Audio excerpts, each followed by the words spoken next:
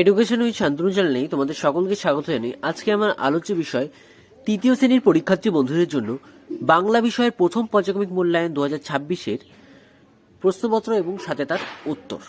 তো তোমাদের পরীক্ষা হতে চলেছে 20 নম্বরে এবং তোমাদের সময় থাকতে চলেছে কিন্তু 40 মিনিট। প্রশ্নপত্র একের দাগে বলা আছে, বন্ধনীর মধ্যে সঠিক শব্দটির ওপর টিক চিহ্ন দাও। এখনো নাকি ফুলপুরিরা নেমে আসে, চাঁদে, পৃথিবীতে না আকাশে। উত্তর হবে কিন্তু আকাশে। আমি কিন্তু তোমাদের উত্তরটা একেবারে বলে দিচ্ছি। সো অপশনগুলো কিন্তু তোমরা পাশেই দেখতে পাচ্ছ।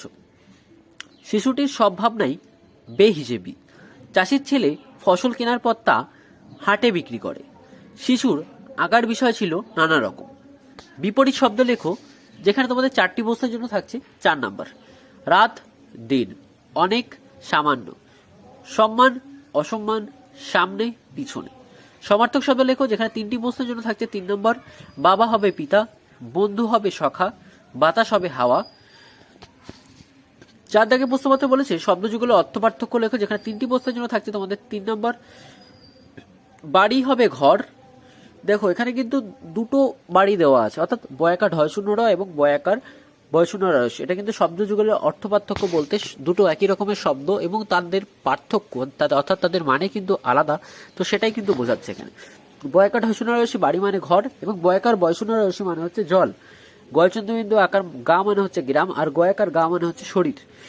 তালিবেশ্ব আকার মানে হচ্ছে আকাঙ্ক্ষা। দন্তেশ্ব আকার আশা মানে হচ্ছে আগমন।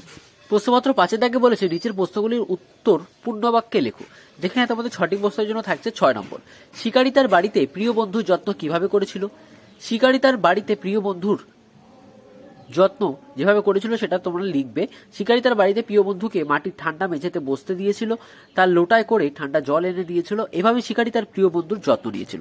সারাদিন এই কবিতাটি কার লেখা? সারাদিন এই কবিতাটি সুনির্মল চক্রবর্তীর লেখা।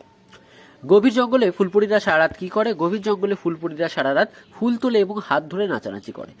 কে সোনার নাম রেখেছিল নদীমাতৃকা? সংস্কৃতের দিদিমণি সোনার নাম রেখেছিল নদীমাতৃকা। নদী কবিতার কবির মনের ইচ্ছে কি? নদী কবিতায় কবির মনের ইচ্ছে, যদি নদী বাঁকা পথে না গিয়ে সোজা পথে যেত তাহলে কবির নদীর সঙ্গে সারা জীবন যেত। লেখকের প্রিয় 3টি নদীর নাম লেখো। লেখকের প্রিয় 3টি নদীর নাম হচ্ছে দামোদর, রূপনারায়ণ এবং ইছামতি। তো এই ছিল তৃতীয় শ্রেণীর পরীক্ষার্থী বন্ধুদের জন্য বাংলা বিষয়ে প্রথম পর্যায়ক্রমিক মূল্যায়ন 2026-এর নমুনা প্রশ্নপত্র এবং সাথে তার উত্তর। প্রশ্নপত্রে থাকা কিন্তু প্রতিটি প্রশ্নে তোমাদের কমন আসতে চলেছে। প্রশ্নপত্রটি তোমাদের কেমন লাগলো তা কিন্তু অবশ্যই জানাবে। চ্যানেল নতুন হয়ে কিন্তু চ্যানেলটিকে অবশ্যই সাবস্ক্রাইব করে দেবে।